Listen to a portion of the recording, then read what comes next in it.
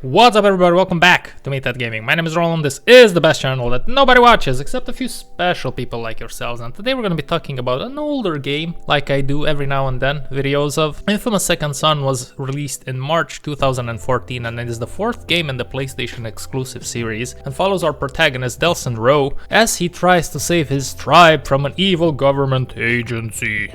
Why do I speak like this? I don't know. In this world, mutants do exist and the government has decided to take action and control the situation just like they do in every aspect of our day-to-day life, but don't tell them I said that. We live in a democracy. Yay! I don't want to go in too deep into the storyline for obvious reasons. In case you didn't play the game, I don't want to spoil it, but it's pretty much a basic story, albeit there are a few twists and turns that I didn't see coming and it was quite refreshing to experience, to be honest with you, but in the grand scheme of things, it didn't change much. Now that being said, a good storyline is not a must for a game to succeed and offer you joy. A very good example for this is Doom Eternal, so no problems there. Unlike its storyline, the game's graphical achievements are phenomenal. I played it on a PS5 and even 10 years later, this game still looks good and it holds up quite nicely. And if I put into context the fact that this is a PS4 game originally, I have to say hats off to Sucker Punch for this achievement. Another aspect of the game that I remarked and I enjoyed was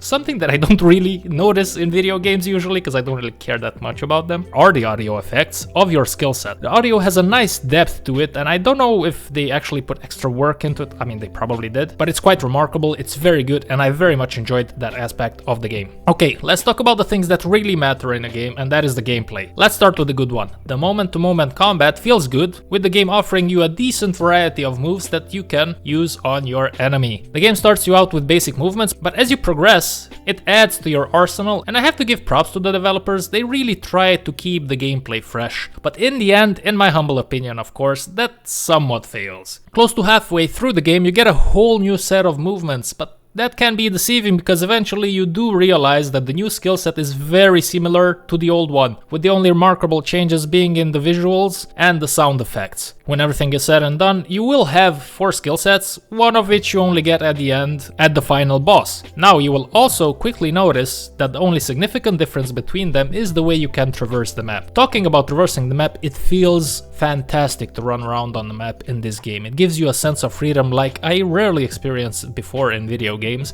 and it was easily my favorite part of the game. Now that being said, in order to switch up your skill set between the eventual 3 ones that you get, you will have to simply absorb certain resources that are freely available throughout the city. This is a shame because I believe that a mechanic where the player could have changed his moves on the fly without stopping and taking a different resource from a building would have added so much more to the traversal and the moment-to-moment combat of the game. Imagine yourself launching some rockets at the enemy, 2 seconds later maybe blasting them with a laser beam, and eventually finishing the last guy off with some magical swords that hold him down. I believe it's a wasted opportunity, but I do realize that developers had some limitations in things that they can do, otherwise I don't really explain myself this restriction.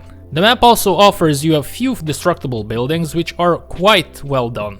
It is very satisfying to blast an enemy base and blow up all the buildings that you can in it. It's a shame this mechanic could not be implemented in other aspects of the game as well, like to be able to destroy more buildings, but again, taking into consideration that this is a PS4 game, I do realize the hardware limitations there. I guess at the end of the day, this game has a lot of wasted potential, and that's a shame because that extra push would have probably made me say, holy shit, this is a good game. But it's not, because the gameplay is quite repetitive in its nature. Even though there is an effort to keep things fresh, it's all in vain if all that really changes are some colors and sounds as you pound through the same enemy over and over again. The boss fights are also quite unremarkable, with them being as basic as you can get most of the times. Another gripe of mine with this game is the emptiness of the open world. There is very little to do on the map except taking out some activists, some surveillance cameras, and the eventual enemy base in each sector of the map. This is the main reason why I mostly avoid open world games, if I'm being honest with you guys.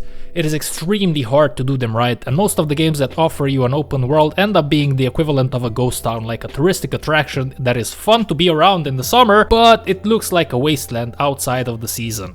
The game also feels a bit too zoomed in, and it doesn't offer you an FOV slider, which is a shame. Another thing that I couldn't give two shits about was the protagonist. He is portrayed as being a rebellious punkard that takes a shower once in a full moon, and the way he talks didn't attract me too much towards his cause, to be honest with you. All that being said, let's end with a positive note. The game has a karma system which allows you to either be a bad guy and kill your enemies, or even civilians when you fight them, but you can also be a hero, save citizens in need, and neutralize the government grunts with non-lethal moves that either puts them to sleep or just leaves them unable to move for the foreseeable future. There are a few storyline decisions also that make use of the system, but I would have liked to see more decisions implemented based on the karma system into the storyline. You have like, if I remember off the top of my head, it's like 4 or 5 throughout the whole game, which is not much. And although the game obviously has 2 different endings depending on your karma level, just like with the destructible buildings and the missed opportunity with the combat, this game kind of leaves me blue-balled, honestly. I would have liked to see more depth to all of these gameplay mechanics, but I should also say again that yes, this is a console game, so it works within far greater limitations than a pure PC game would. All in all, it's not a bad game at all, guys. I know I criticize it quite a lot today, but it is brainless fun that can give you joy after a hard day where you just want to blast some bad guys and don't think too much about it. Just enjoy life for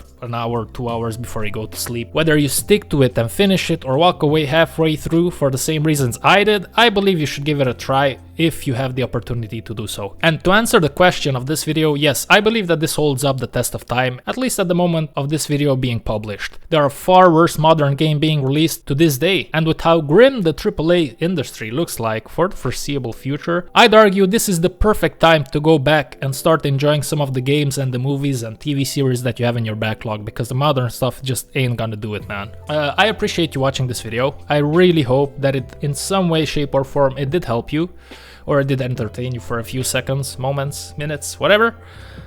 I will see you again next time. Take care of yourselves. The next game will be a strategy game, of which a sequel will come out next month, so stick around and see what's up. Until next time, stay safe, stay clean, and always stay strong.